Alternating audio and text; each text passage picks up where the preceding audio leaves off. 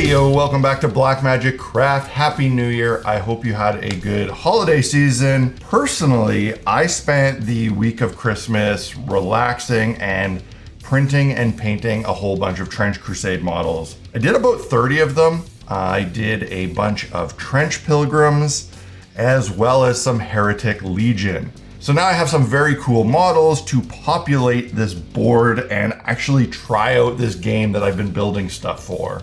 And the first bit of terrain I've built for the new year is this sweet cross. Probably the most iconic image in Trench Crusade. I don't know if there's actually a bunch of lore about it or not. I've just seen it in images, but they appear to me to be just huge communication towers that, I don't know, maybe send out prayers to the heavens for blessings, or maybe to the troops to inspire them in battle. What's great is that they're fun to make and don't take very long, so you can quickly get something cool on your Trench Crusade table. I started with a random piece of scrap foam that was already 1 inch thick. It was just something that was sitting on my floor and was wide enough to make a big cross. I think you could make these any size that you want, and certainly a lot larger than I did. But this seemed like a reasonable size to look cool on the table, but still be practical to transport and store. The most important thing, I think, to keep it looking right is that the width of the cross pieces should be equal to its thickness. So all the strips in my cross are 1 inch wide because the foam is 1 inch thick. If you go bigger with thicker foam, just keep these widths symmetrical. I cut it out on the Proxxon to give me a more square cut than I'd get with a knife. Now, I tried using a metal square as a stop point where the cut should end. Then I could use that as a guide for the perpendicular cut. This worked okay, but I still got some wire flex that gave me a little bit of an angle on the cut that needed to be cleaned up. In the end, I found it was easier to just do this stop freehand.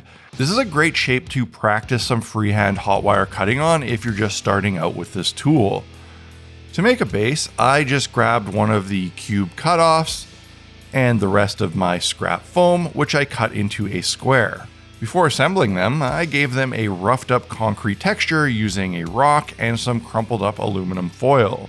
One of the things I like about using this denser foam is that it holds this particular type of texture much better than, say, the pink Foamular that I get at Home Depot. The green foam that I use is from a supplier that I've partnered with, and there's a link in the description of this video where you can order it. Now, sadly, it's only available to ship from within the US due to some silly government tariffs. To get the cross attached right in the center, I drew 2 straight lines from corner to corner of the base, making an X that I could then use to line up where the cross would be mounted. Hot glue is plenty strong enough to hold this, but to make it near impossible to snap off, I drove a 3-inch screw through the base up into the column of the cross.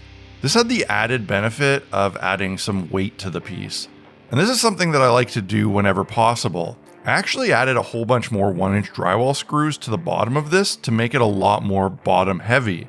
Keeping that heavy, low center of gravity means that I don't think this thing will ever get knocked over or even move too much if accidentally bumped on the table.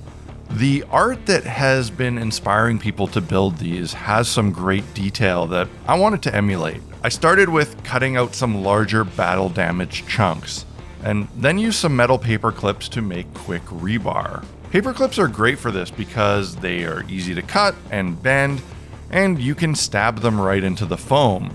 It can be a little bit tricky at times, but it's well worth the effort and gives a great effect. To make some communication wires, I use some soft metal armature wire.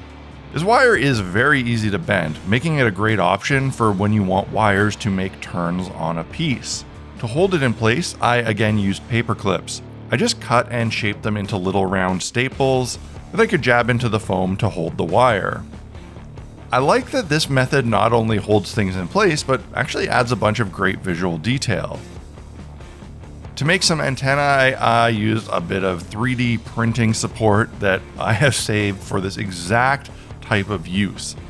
Now, it's a lot chunkier than is realistic, and I didn't want to add nearly as many as you see in the art, But this is one of the times when I wanted to err on the side of durability versus detailed accuracy. I like the way these scrap pieces of support look for this. I felt like the overall look was still too plain, so I sorted through my box of sci-fi bits and grabbed a bunch of stuff that I thought I could add on to make it look more interesting. A little sci-fi box worked great as an electrical junction that I could run more wires through. Such a small detail that just gives things a bit more oomph and life. I love this aspect of building things. Little greebles do so much to dress up a project. My homemade staples were actually a bit loose in some spots.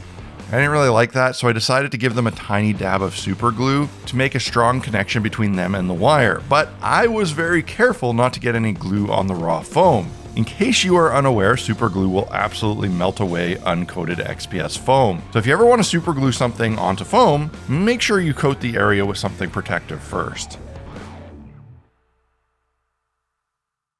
Quick hypothetical. Let's say you produced a bunch of miniatures. Perhaps a cool little goblin wielding 2 knives. You want to sell those miniatures to people on the internet. You're going to need a website to do that. I made my websites with Squarespace. I used one of their many templates that I then easily customized using their drag and drop editing system. I easily set up a web store where I could upload products like a knife wielding goblin. I'm now able to take web orders from anywhere in the world and easily ship them using the integrated shipping software that you can use on Squarespace. Everything you've heard about Squarespace being easy is true. It's the favorite all-in-one web hosting platform I've ever used, and I will continue to use them because they're great. If you want to make a website for yourself, use the link in my description and try out Squarespace for free. And then when you're ready to launch your website, use the code BlackMagicCraft to get 10% off your new website or domain. If you want to see how their websites can function from the consumer end of things, go to blackmagicraft.ca. Check out my products and my store. We got a new knife goblin.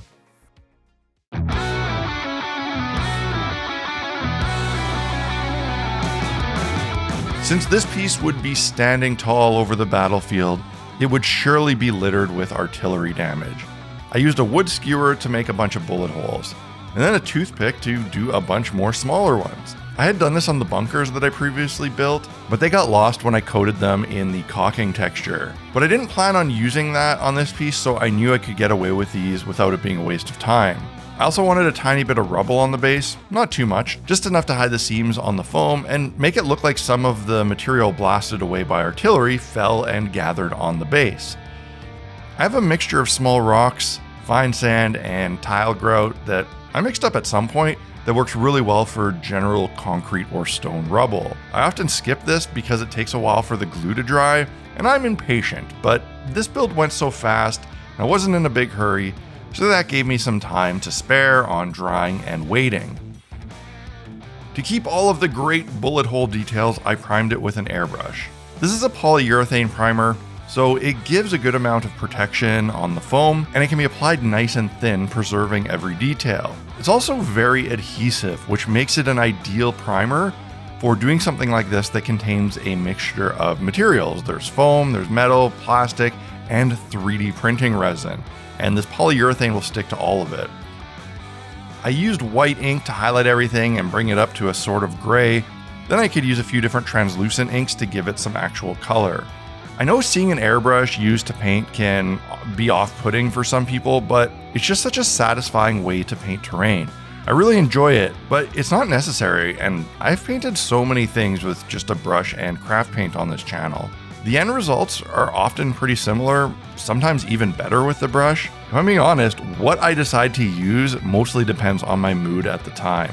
Often I'll plan to paint something with a brush after priming it with the airbrush, but then I just end up rolling with the airbrush since I'm already using it. And usually when I airbrush on inks, I end up coming in with some craft paint and dry brushing anyway. This helps take off the gloss that comes from acrylic inks and brings back some of the boldest highlights that might now be lost. I thought it looked finished at this point, but I still wanted to dress it up a bit more, so I added some rust effect using Deep Down Dirty Rust on some of the metal details. And then I broke out these. I had searched and searched for tiny crosses and crucifixes that I could buy in bulk for Trench Crusade. I finally found the magic answer.